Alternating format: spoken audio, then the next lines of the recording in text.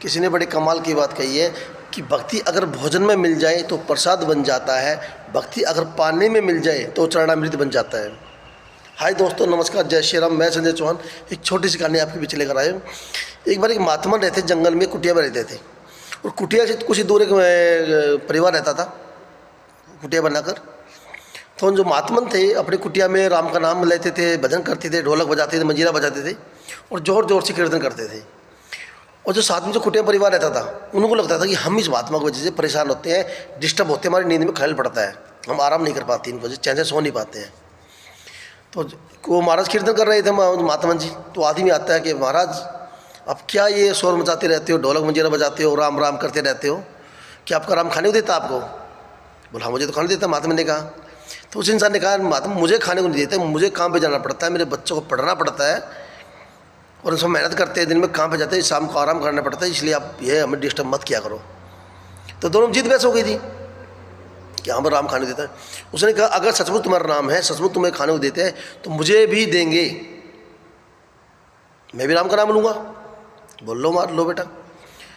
उसने प्रण लिया था अगर खाना खाऊंगा तो राम के हाथ से, राम के द्वारा ही खाऊंगा, अगर राम सचमुच हैं तो मुझे खाना मिलेगा, अदरवाइज नहीं मिलेगा। अब उसको कहाँ जाऊँ कि और उसने पता अगर घर जाऊँगा तो पत्नी खाना खिला देगी, माता जी खाना खिला देगी, बच्चे खाना खिला देंगे, खाना खा।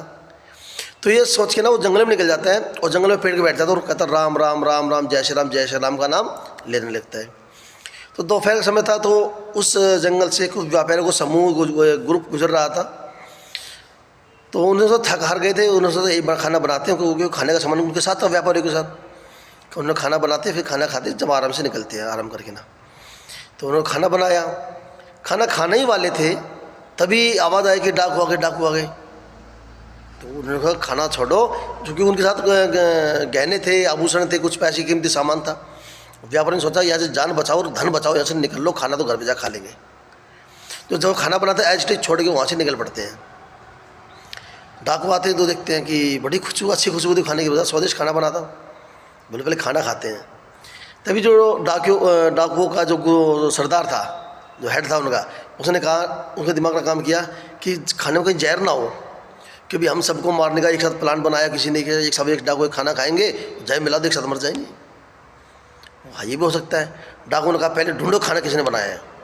वो चारों चारों तरफ घूमते हैं, कोई नहीं मिला उन्होंने। फिर खाने के बाद आते तो देखता वो पेड़ पर आगे आदमी बैठा था, वो जो राम का नाम ले रहा था, राम राम राम राम जय श्री राम कर रहा था। उसने डाकू ने कहा देखो वो बैठा ऊपर, उसने खाना बनाया है, सब इशारा कर रहा इसी का है, इसलिए जहर मिलाया हमें मारने के लिए।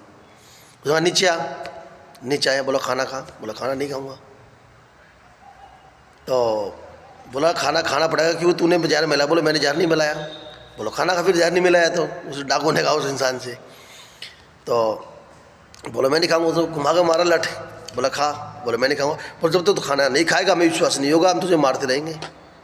और फंस गया, मरता क्या नहीं करता।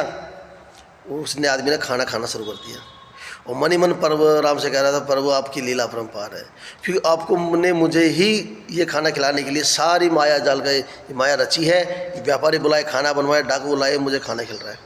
वरना जंगल में कहाँ खाना मिलता मुझे, यहाँ पे सब आपका ही खरा धरा है।